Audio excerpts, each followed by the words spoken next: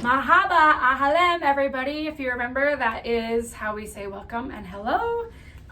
So we are on part 2 of our papyrus paper. So this is what it should look like if you guys did it and it's dry. So it'll be stuck to the wax paper, but the wax paper has wax on it so that things won't stick to it. So you just kind of have to very carefully kind of pull off part of the edges, and then it should come off really easy. Just be really careful on those loose ends that it doesn't break off. So it just will pull off like this. Oh, it looks so good. If yours is too wet, then you should not use it until it's completely dry, but it should come off really easily, and it just looks like this. And if you go on the opposite end, it'll just be all basically flat, but you can use whatever end you want. I'm going to use this end that's more it doesn't look so, I don't know what you'd call that, like checkered print. We're going to do the opposite side. So in your bags, I was telling you yesterday, you got this letters and hieroglyphics, and then there's sounds. So this is the alphabet that the ancient Egyptians, obviously they don't use that now, but the ancient Egyptians would use this. So an A would be, you know, a vulture or a forearm, and A used the vulture for the A sound in words like at and bat, or about and across.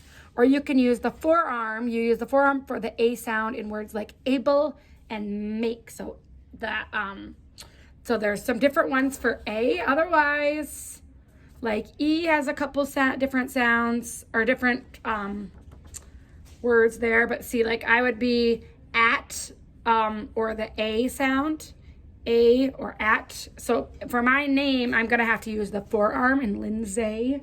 So pay attention to that when you do this. Now, you can either use your hieroglyphics and draw the pictures in there, or you could do something like this, like they did. They did like a Egyptian picture on it. So for the sake of the video, I have some stamps with mine, so I'm gonna do it that way, so it's can make the video a little bit shorter. But you guys will have to use your little graph here that has all your letters and just draw them on there. Just do your best on it. It's kind of fun. So I'm gonna do just my letters to start with, and then if I wanted to, I would just add some pictures to it later. So I'm gonna see if that works. Okay, so I know that I have to use that forearm for the A, but I'm gonna do just my name. So my name is Lindsay, so I'm gonna do this L. So that would be the open mouth. So I'm just gonna stamp this in there. But like I said, you are gonna draw these. It shouldn't be very hard. And I'm just gonna put, so that would be the first letter, L. And then I'm gonna have an I. So I'm gonna use the red leaf for my next one. Okay. That's my I. Then I need an N. So that's the water symbol for mine. So I'm gonna do my water. Now, if we were at school together, I would let you use my stamps, but I couldn't get enough stamps for everybody, so L-I-N. Now I need a D. So this one is for the hand. So I'm gonna use this handprint for my name. And you could do, if you don't wanna do your name, you could do different, a different word or something too. So there's my D. Then I need an S.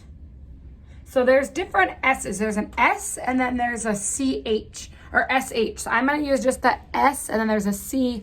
It also can be used for C. So I'm just gonna use this one. And this is the folded cloth. So there's my S. L-I-N-D-S. Now I need that A, so I have to use that forearm one because remember there's 2 different ways to do this. Okay, then I'm gonna use A, and then I'm gonna do the Y. So there, which one is the Y? Y is actually, oh, it goes back to the red leaf for this. Oh, I need it, nope. Yep. So I need the one red leaf. So some of it, if it's a different kind of Y, you might need 2 of these, but I'm only gonna use 1 from Lindsay. So this is my name. Pretty simple. And like I said, I could write my last name, or I could write some sort of a secret message or whatever, draw a picture. But for today, because I didn't want to keep this video too long, I just did mine really simple. This just says Lindsay in hieroglyphics. So anyways, that is it. That's the activity for the second part of this activity. Send us your pictures. I want to see what you wrote, if I can figure it out just by looking at your symbols. So that's it. We're going to do our mummies next, and then we are going to go to a new country. Okay, bye.